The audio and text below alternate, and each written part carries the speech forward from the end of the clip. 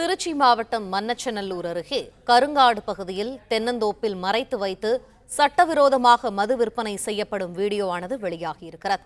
இது தொடர்பான மேலும் தகவல்களை எமது செய்தியாளர் வள்ளி மணவாளன் வழங்க கேட்போம். வள்ளி மணவாளன், விரிவான தகவல்கள் என்ன? அரசு மதுபான கடைகள் மதியம் 12 மணி முதல் இரவு 10 மணி வரை செயல்படும் என அறிவிக்கப்பட்டிருந்தாலும் பல இடங்கள்ல சட்டவிரோதமாக காவலர்களுக்கு தெரிந்து கள்ள சந்தையில் அதிக விலைக்கு மது விற்பனையானது நடைபெற்று வருகிறது. கடந்த 3 நாட்களுக்கு முன்பு நம்பர் 1 டோல்கேட் பகுதியில் இரவு 10 மணிக்கு மேல மது விற்பனை நடைபெறுவதாக தனியார் தொலைக்காட்சியில செய்தி வெளியிடப்பட்டிருந்தது. அதே போல நேற்று சமயபுரம் நான்கோடு பகுதியில கல்லு வண்டியில மூட்டை மூட்டையாக பட்ட பகலில வெட்ட வெளிச்சத்துல படிப்பவராக மது விற்பனை நடைபெற்று வந்தது. இதுல காவலர்கள் கையூட்டு பெற்றுக் கொண்டு கண்டுகொள்ளாமல் இருந்ததாக கூறி நேற்று செய்தி வெளியிடப்பட்டது.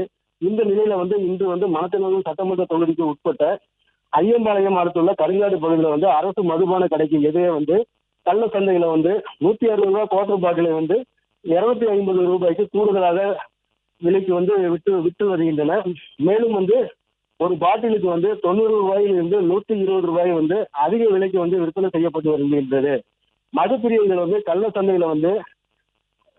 கள்ள சந்தையில விற்பனை செய்வர்களிடம் மது பாட்டில கேட்டால் அவர்கள் 4-5 இடங்கள்ல பாத்திரம் காற்று போன்ற இடங்கள்ல மறைத்து வைத்து மது பாட்டிலை எடுத்து விற்பனை செய்து வருகின்றனர். பிளே ஸ்டோர் மற்றும் ஆப் ஸ்டோரில் இருந்து பாலிமர் செயலியை QR கோடு மூலம் பதிவிறக்கம் செய்யுங்கள். செய்திகளை உடனுக்குடன் பெறுங்கள்.